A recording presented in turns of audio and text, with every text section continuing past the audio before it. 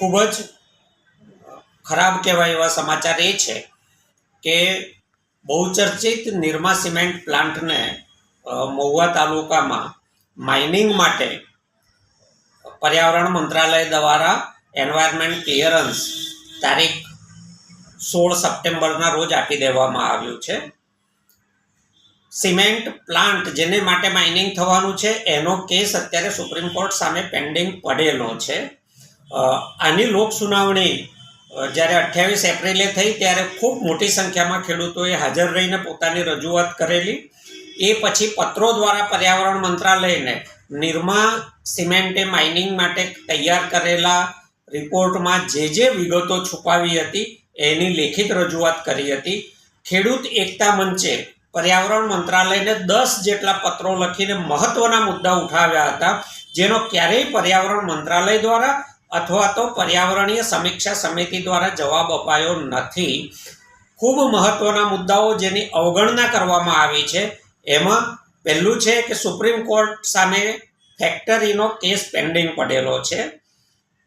Supreme કોર્ટે પોતે નિમેલી એક કમિટીએ સ્થળ તપાસ પછી એવો રિપોર્ટ કરેલો છે કે આ વિસ્તાર કોઈ પણ પ્રકારના ઉદ્યોગને આપી શકાય નહીં. અહીંયા કરવા હોય તો માત્ર નાના ખેતી આધારિત લઘુ ઉદ્યોગો જ થઈ શકે એવું અહીંનું પર્યાવરણ છે.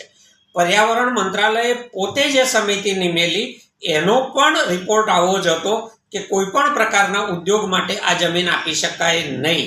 આ બંને રિપોર્ટ અલગ અલગ સમયે અલગ અલગ નિષ્ણાતોએ આપેલા એની આ કમિટીએ સંપૂર્ણ અવગણના કરી છે, જે ખેડૂત એકતા મંચ અને ખેડૂતો દ્વારા એમને આપવામાં આવ્યા હતા. બીજી મહત્વની વાત એ છે કે અહીંયા 2018માં સર્ટિફિકેટ વન વિભાગ પાસેથી પત્ર લીધેલો છે. 2024માં અત્યારે એમના આંકડા પ્રમાણે ભાવનગર જિલ્લામાં 75 જેટલા સિંહો વસે છે. આ સિંહો મહદઅંશે દરિયા કિનારાના આ જે ગામો છે એમાં જ વસે છે, છતાં એનો ક્યાંય વસાહત તરીકે ઉલ્લેખ કરવામાં નથી આવ્યો. ત્યાં જે સિંહોને પીવાના પાણી માટેની કુંડીઓ બનાવેલી છે વન વિભાગે, એના પણ ફોટા પર્યાવરણ મંત્રાલયને આપ્યા છે. ત્યાં કાચબાનું બ્રીડિંગ સેન્ટર છે એના પુરાવા ખેડૂત એકતા મંચે ત્યાં રજૂ કર્યા છે. આ તમામ બાબતોની અવગણના કરી અને પર્યાવરણ મંત્રાલય દ્વારા ખેડૂતોની આજીવિકા, પર્યાવરણ અને જંગલી જીવોને જોખમમાં મૂકતું પ્રમાણપત્ર આપવામાં આવ્યું છે. એની સામે વહેલામાં વહેલી તકે એનજીટીમાં નેશનલ ગ્રીન ટ્રિબ્યુનલમાં એને પડકારવાના છીએ.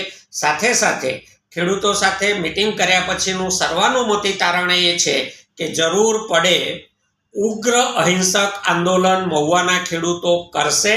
ભૂતકાળમાં એમણે કરેલું છે, રોકેલું છે અને આને પણ રોકશે.